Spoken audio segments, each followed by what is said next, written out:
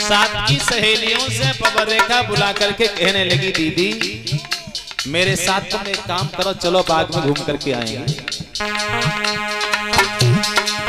मेरो अंगना में मनने गिरो है, चलो घूमे आते।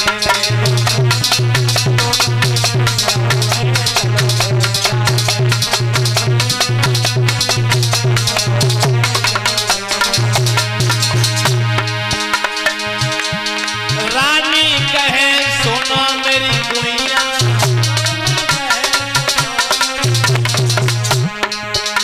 पवन रेखा बोली अपनी साथ की सहेलियों से, मेरी सहेली रहे आ गई एकदम बोल करने लगी। रानी कहे सुनो मेरी बहना,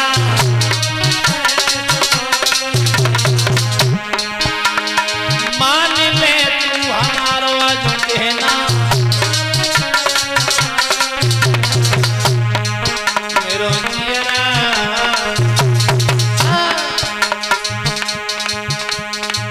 मेरो जियरा धक धक वे रहे, चलो घूम आते। मेरो अंगना में मनने लगी रहो है, चलो घूम आते।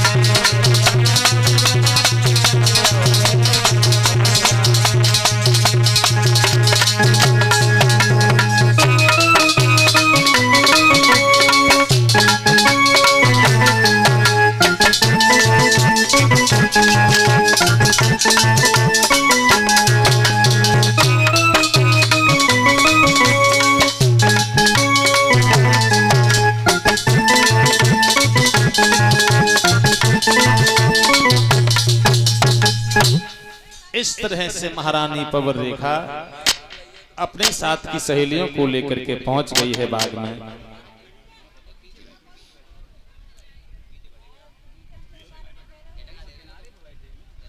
बेटा के ऊपर मत गिर पड़ी।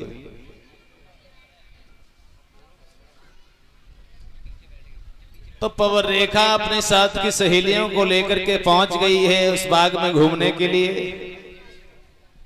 कोई लड़की सरोवर में स्नान करने लगी है, कोई बाग में दंदा घूमने लगी है। बड़ा सुहावना दृश्य है वहां बाग में।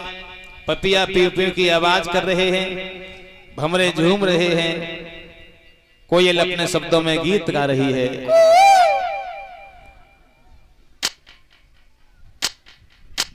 बड़ा सुहावना दृश्य है भक्तों वहां।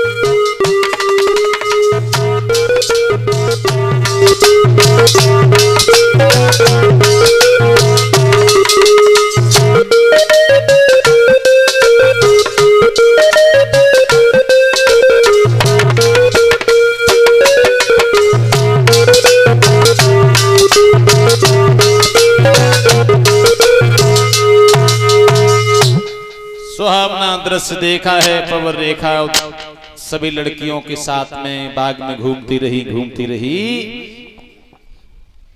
उसी बाग में एक दुर्मलेक नाम का राक्षस रहता था भक्तों। तो उस दुर्मलेक नाम के राक्षस ने देखा है पवन रेखा की सुंदरता को देख करके। वो दुर्मलेक नाम का राक्षस ललचाने लगा पवन रेखा को देख करके और सोचने लगा आज हम इस लड़की के साथ वो इस पवन रेखा के साथ में छल जरूर करेंगे। पवन रेखा की सुंदरता को देख करके वो दीवाना हो गया, पागल सा हो गया। तो दुर्मलेक नाम का राक्षस बोला इसके साथ छल जरूर करेंगे, हम मानेंगे नहीं। तो पवन वो दुर्मलेक नाम के राक्षस ने अपनी माया के द्वारा उस बाग में आंधी तूफान आना शुरू कर दिए। बड़ी तेजी से हवा चलने लगी है, बादलों की गर्जनाएं होने लगी हैं बड़ी तेजी से हवा चल रही है, बादलों की गड़गड़ाहट हो रही है।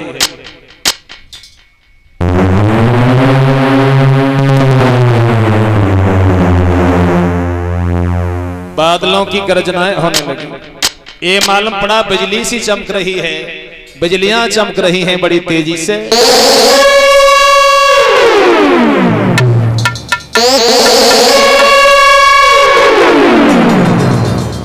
ये दृश्य देख करके आंधी तूफान आने लगे हैं। पवन रेखा की साथ की लड़कियां पवन रेखा को छोड़ छोड़ करके वहां से भाग गईं। सब लड़कियां भाग खड़ी हुई वहां से। अब पवन रेखा उस बाग में अकेली रह गई, अकेली घिर गई। पवन रेखा को अकेला देखा है उस दुर्मिलिक नाम के राक्षस ने, तो उग्रसेन का रूप बना करके वो दुर्मिलिक नाम का राक्षस आ गया पवन रेखा के सामने। कहा किसी से छल किया जाता है, थोड़ा कपट तो किया जाता है, भेष बदलना पड़ता है। तो पवन रेखा के ही पति का रूप बना लिया उग्रसेन का दुर्मिलिक नाम के राक्षस ने, और उग्रसेन का रूप धारण कर लिया और पवन रेखा के सामने पहुंच गया वो दुर्मिलिक नाम का राक्षस। बोला दुर्मिलिक नाम का राक्षस बोला पवन रेखा, हे बोला ओ प्रिय रुधन मत करे, हाजिर है तेरा रखवाला, है कौन भला इस दुनिया में मेरे आगे हिम्मत वाला। कहने लगा पवन रेखा, अरे तुमने हमें पहचान नहीं पाया क्या? है? पहचान लिया कि नहीं? महाराज हाँ तो देखिए आप, लेकिन क्या आप जानते हैं कि हर साल ये आसमानी बिजली दुनिया में 2000 कहाँ आसमानी बिजली गिरी पड़ी? कौन है? पहचान लिया तुमने कि नहीं? हाँ महाराज। अरे तुम क्यों चले आए? इसका मतलब पहचान लिया तुमने तो हमें? घर पे कोई नहीं होगा इसलिए आए हम। मैंने सोचा कि तुम्हारी साथ की लड़कियां तो यहाँ से भाग भाग के घर पे पहुंच गई। हमने उनको पूछा कि पवन रेखा कहाँ रह गई, उनने बताया कि वो तो जिज्जी वहीं रह गई। ताश हम चले आए कि चलो पवन रेखा उधर से ले के आए, उनको संग ही ले वाला है। रोटी पानी की देर हुई रही, ताश चले आए हम। लेकिन भक्तों पवन रेखा ने उग्रसेन का रूप धारण किए हुए तो दुर्मिलिक नाम के राक्षस की चाल को नहीं समझ पाया। उसने ये नहीं समझा ये कि राक्षस है कि मेरे पति है। धोखे से बानी चने किया सती संभोग, प्रकट हो गया अंत में निश्चर का संयोग। धोखे से दुर्मिलिक नाम के राक्षस ने पवन रेखा के साथ में संभोग कर दिया। जो अपने रूप में आया दुर्मिलिक नाम का राक्षस, जो देखा है पवन रेखा ने कि ये तो कोई राक्षस है, मेरे पति नहीं है। सो अब तो पवन रेखा के होश उड़ गए, पैरों तले धरती खिसक गई। कहने लगी बाजी वाह, हमें लगता है तूने हमारे साथ में छल किया है, कपट किया है, हमारा पतिव्रत धर्म नष्ट किया तूने। मैं तुझे श्राप दे डालूंगा, तू अभी यहाँ पर भस्म हो जाएगा। पवन रेखा नाराज हो रही है, कहने लगी दुर्मिलिक नाम के राक्षस से, तू बड़ा अभागा निकला, बड़ा दुष्ट है, तूने हमारा पतिव्रत धर्म नष्ट किया, मैंने तुझे पहचान नहीं पाया। और बोली है पवन रेखा कि तेरा चाहिए सत्यानाश, अभागे धर्म बिगाड़ो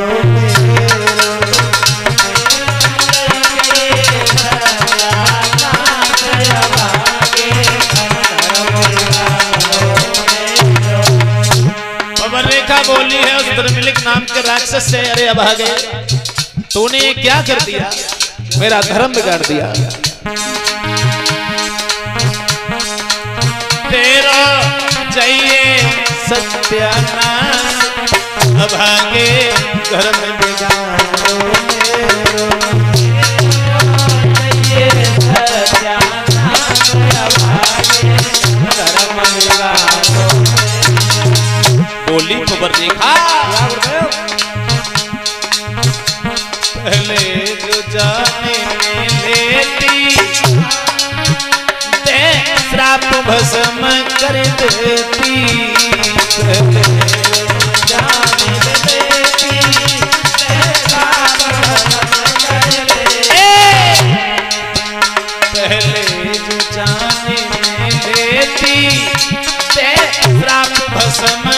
देती, पहले जो जान लेती, ते श्राप भस्म कर लेती। तेरा चाहिए सत्यानाश, अधर्मी धर्म विकास।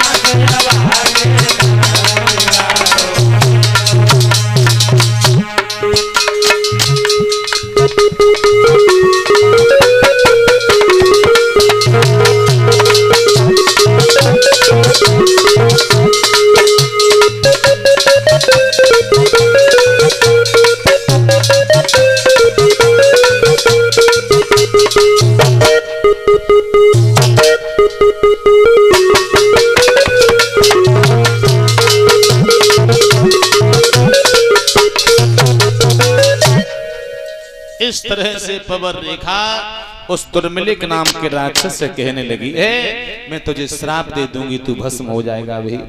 अब तो दुर्मिलिक नाम का राक्षस दोनों हाथ जोड़ करके पवर रेखा के पैरों में गिर गया, क्षमा मांगता है, कहता है देवी कोई बात नहीं, हमसे धोखे से गलती हो गई, भूल इंसान से बन गई, कोई बात नहीं, हमसे बन गई भूल, अब की बार हमें क्षमा कर दीजिए, ऐसी भूल कभी नहीं करेंगे हम। पवर रेखा ऐसी गलती हम कभी नहीं करेंगे, हमें छोड़ दीजिए, माफ कर दीजिए।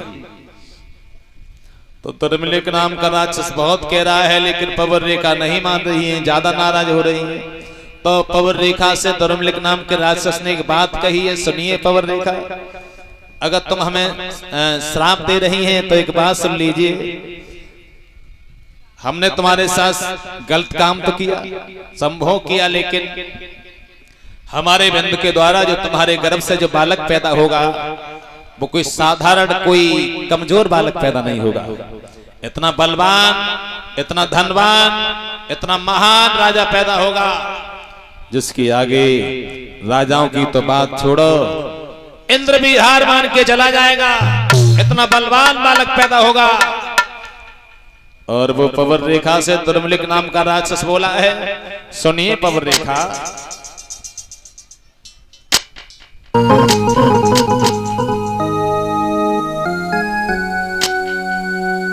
कि मेरे समान पैदा होगा, पाए कोई जीत नहीं पाएगा, राजाओं की तो बात छोड़ी बस इंद्र हार के जाएगा।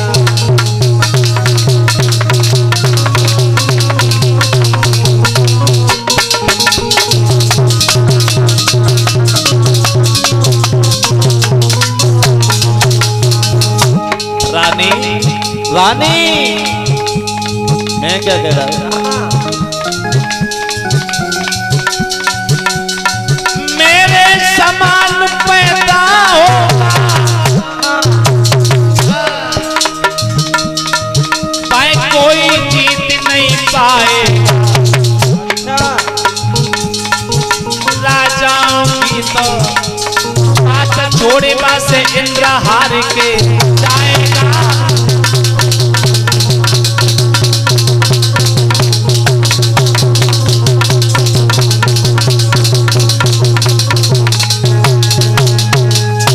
पवर रेखा से कह दिया खुले शब्दों में दुर्मिलिक नाम के राक्षस ने कि इतना बलवान, इतना धनवान, इतना महान, लेकिन इतना शैतान भी बालक पैदा होगा तुम्हारे गर्भ से, उसके सामने सभी राजा महाराजा हाथ जोड़ के चले जाएंगे, इंद्र भी हार मान जाएगा, लेकिन उसकी मौत भगवान के हाथ से होगी। सताएगा बहुत वो दुष्ट, इतना बालक दुष्ट निकलेगा, महात्माओं को बहुत कष्ट देगा, माँ बाप को दुखी करेगा, कोई मंदिर मस्जिद धर्म का काम नहीं करने देगा, लेकिन भगवान के हाथ से उसकी मौत होगी। इतनी बात कहने के बाद में दुर्मिलिक नाम का राक्षस भक्त वहां से भाग गया, अंतर्ध्यान हो गया। अब पवन रेखा अपने घर के लिए अकेली आई है। पवन रेखा महलों के लिए आ रही है, धीरे धीरे चली आ रही है। साथ की सहेलियों ने दूर से ही देख लिया पवन रेखा को, तो एक लड़की कान लगी, होरी जिज्जी देख पवन रेखा अब आ रही है, तब से पता नहीं कहां रही बहना।